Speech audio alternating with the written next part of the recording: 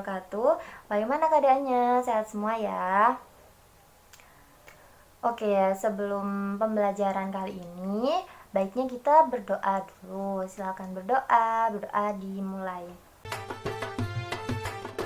Rabbi zidni ilma warzuqni fahma.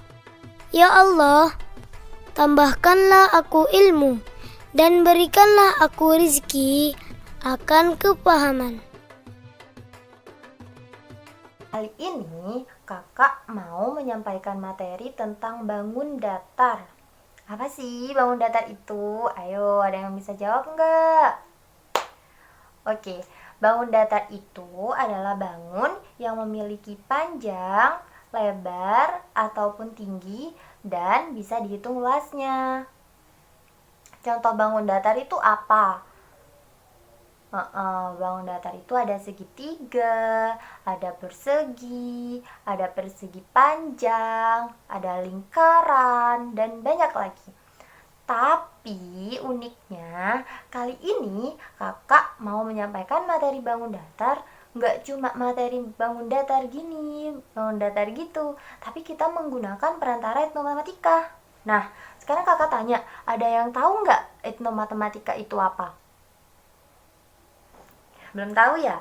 Jadi etnomatematika sendiri adalah nilai matematika yang ada di budaya. Jadi kita kan sebagai warga Indonesia punya budaya kan, budaya yang lengket banget sama kita. Nah, di budaya itu ada unsur matematikanya, ada nilai matematikanya. Nah, jadi hubungan antara matematika dengan budaya itu disebut dengan etnomatematika. Salah satunya apa? Kak? Nah, salah satunya itu adalah Museum Probolinggo. Loh, kenapa? Kok bisa dikatakan etnomatematika? Karena museum sendiri itu kan emang tempatnya budaya ya. Jadi dari tahun-tahun yang lalu sebelum kemerdekaan, mungkin kita punya benda-benda bersejarah. Nah, benda itu ada di museum. Makanya museum itu merupakan salah satu budaya. Nah, untuk hubungannya apa sih sama bangun datar, Kak? Kok bisa museum dikatakan ada hubungannya sama bangun datar? Kok bisa kita belajar etnomatematika dengan pakai perantara museum? Jadi hubungannya gini. Di bangunan museum sendiri, pintunya, kalian bisa lihat ya di gambar sini. Di pintunya itu kelihatan kan bentuk pintunya itu ada persegi panjang, terus di atasnya ada setengah lingkaran. Nah, dari situ aja kita udah tahu. Nah, di situ ada konsep bangun datarnya. Bangun datar persegi panjang sama setengah lingkaran. Selain itu kan masih banyak lagi kayak di jendela, kayak di itu tugunya, terus atapnya juga di genteng. Nah, di bangunan-bangunan sendiri tuh banyak banget unsur geometri atau bangun datarnya. Lanjut ya, salah satu contoh bangun datar yang ada di Museum Probolinggo, kalian bisa lihat di atas tulisan Museum Rasulullah, itu kan ada tulisan Museum Probolinggo. Nah, di situ bentuknya segitiga. Kita bisa cari ciri-cirinya segitiga itu apa aja. Yang pertama, segitiga memiliki 3 sisi. Yang kedua, segitiga memiliki 3 titik sudut. Terus sekarang kakak tanya, siapa yang tahu cara mencari keliling segitiga? Oke, jadi untuk mencari keliling segitiga itu kalian gak usah repot-repot, tinggal nambahkan sisi-sisinya segitiga aja. Sisi A, sisi B, sisi C itu ditambah. Nah, maka ketemu kelilingnya. Sedangkan kalau luas sendiri, luas segitiga itu ada rumusnya, yaitu setengah alas dikali tinggi. Untuk mencari tinggi ini loh, di bagian pojok atas itu ke bawah. Nah, itu disebut dengan tinggi. Oke, sebentar lagi kakak akan menampilkan video. Di situ berisi tentang museum, jadi kalian bisa ngelihat bentuk bangunan museum itu seperti apa.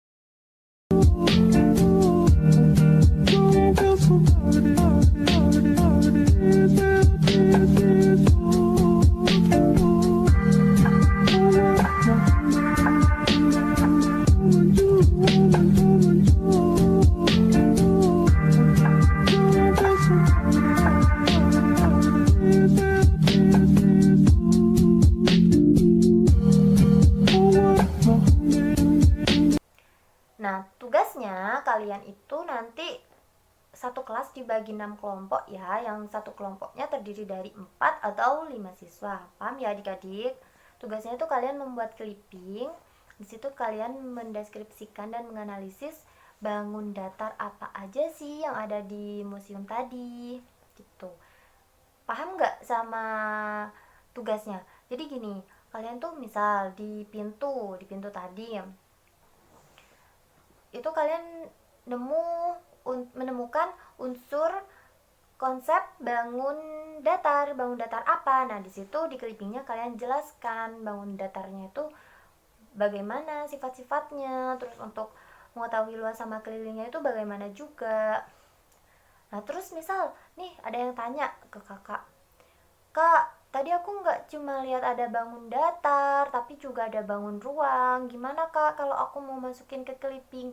Nah, karena sekarang fokus materi kita itu di bangun datar, jadi kalian temukan dulu yang ada bangun datarnya, konsep bangun datarnya. Masalah bangun ruang, kalian boleh kok nambahin, tapi cuma 1 atau 2 saja, jangan terlalu banyak.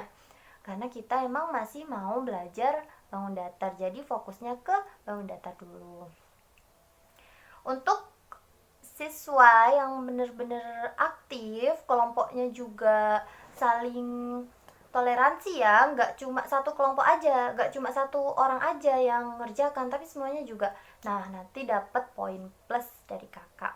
Kenapa kakak nyuruh kalian untuk menganalisis begini? Ya karena agar kalian tuh tahu sendiri, agar kalian tuh menemukan jawaban kalian sendiri. Misal tuh, iya ya, apa aja ya bentuknya yang ada di bangunan museum. Nah, kalian pasti kan adalah salah satu dari kalian yang bertanya kayak gitu. Mungkin nggak nanya langsung kakak, tapi mungkin di hatinya tanya gitu ya. Nah, nanti kan kalau kalian itu habis lihat videonya, kalian pasti menemukan jawaban. Nah, itu nanti kalau kalian menemukan jawaban tuh pasti bangga dirinya tuh, oh gini, oke lah aku tahu, oh gini gitu. Paham ya adik-adik? Untuk mengetahui sifat-sifatnya kayak sisi, titik sudut, atau lain sebagainya unsurnya itu, kalian bisa menggunakan buku panduan yang ada di LKS atau buku paket. Paham ya? Nanti kalau udah selesai, kita presentasinya 3 atau 2 kelompok dulu. Habis itu nanti kakak akan mereview kesalahannya di mana atau kekurangannya di mana, seperti itu ya. Paham ya? Terima kasih. Semoga pertemuan kali ini bermanfaat buat kalian. Kurang lebihnya kakak mohon maaf. Wabillahi taufiq wal hidayah. Wassalamualaikum warahmatullahi wabarakatuh. See you.